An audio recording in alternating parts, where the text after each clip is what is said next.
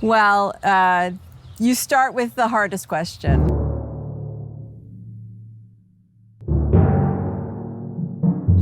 Emotions are your brain's way of making sense of what's happening inside your body and linking it to what's happening around you in the world.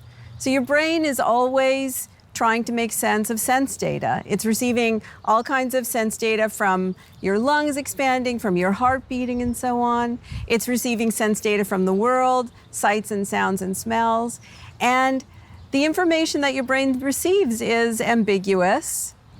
There's a flash of light, could be many things. An ache in your stomach could be many things. A tightness in your chest could be many things. And your brain has to figure out, make a guess about what those sensations are to know what to do about them. And so emotions are one way of making sense of all of that information in order to plan how to act. Brains didn't evolve primarily to think or feel or see or hear. They evolved to regulate your body. As bodies got bigger over evolutionary time and more complicated, brains got bigger and more complicated over evolutionary time. What does it mean to regulate a body? It means that your brain is always trying to control the systems inside your body, and your body is always sending sense data back to your brain. Most of the time, you don't feel those sense data directly. You don't feel most of the time your heart beating. You can never feel your liver doing its job. And we can see that we're not really wired to feel every little sensation that goes on in our body. So instead, what the brain does is it creates a kind of a summary. It takes all of that sense data and it creates a summary so that you feel pleasant or unpleasant. You feel kind of worked up or you feel calm. You feel comfortable or uncomfortable. And those feelings, those simple kind of physical feelings, are with you every waking moment of your life because your brain is regulating your body every waking moment of your life, even when you're asleep. The idea that thinking is somehow separate from feeling, it's a very old Western view that just doesn't match day-to-day experience, and it also doesn't match the neuroscience and the structure of the nervous system. So that what you're basically saying is that my brain interpreted the signals from my body, my increased heart rate, increased blood pressure, it combined that with the sensor input from the outside and brought up the relevant memories, and that process is subjective experience of, in this case, anxiety occurred. Is that correct, Wade? Yes, exactly. And the anxiety that your brain constructed is real. Your brain just took a bunch of ingredients and put it together and made anxiety. You know, the brain is structured in a kind of a hierarchical manner. And at the very bottom are those most primitive layers, but it's often in cliched terms called the lizard brain, but it's very real. And then there's a kind of a midbrain that's more, evolutionary, that's more where our emotions come from and kind of a connection between the lowest part and the highest part. It's a great myth. It's a great story. It's a fun story, but it actually doesn't match the evidence that we have about how brains evolved. That story is really hard to kill, in a sense. I mean, it's been with us really since the time of Plato, this idea that we have this inner beast represented by Plato, by horses. And then we have this rational side, which was represented by a charioteer, a driver of the horses in Plato's time.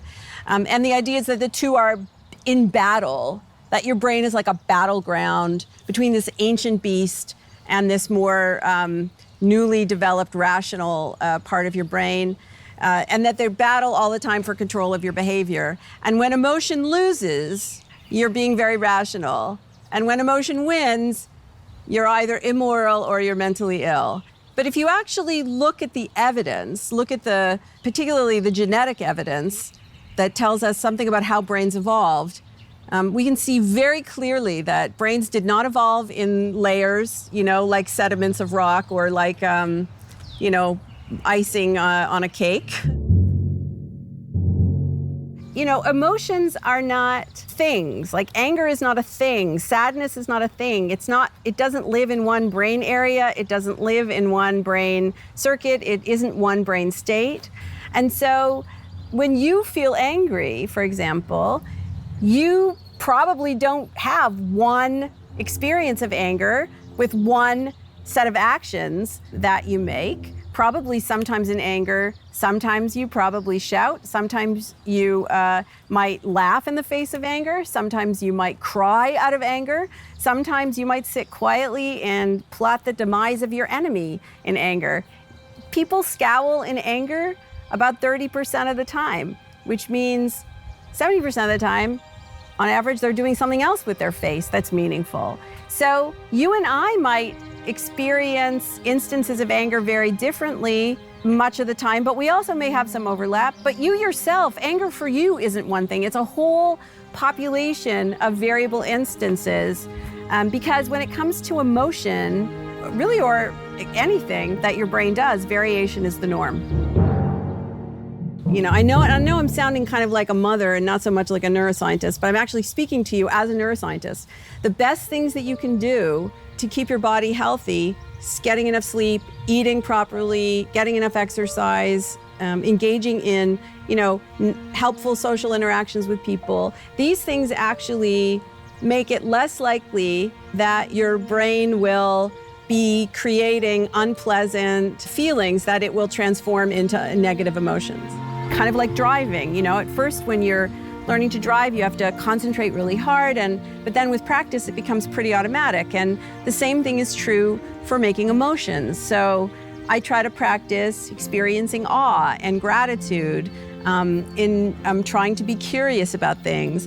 And when I practice making these emotions very deliberately, at first it's a lot of effort, but then I'm seeding my brain to make these emotions pretty automatically. And so I can be walking down the street, I can see a weed poking out of the sidewalk, out of a concrete sidewalk, and I can have a breathtaking experience of awe at the power of nature and see something that somebody else might look at and see something ugly. To me, in that moment, it's a thing of wonder and beauty. And I know that sounds really corny, but actually it works really well as an antidote for the stressful circumstances that surround us.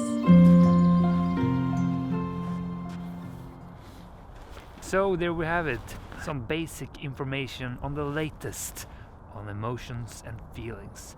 Super important if you're on a personal growth journey like myself. This was just the beginning. In the next video, which I will be posting tomorrow hopefully, I will dig more into a little bit about how we can do this practice that the experts use. See you tomorrow.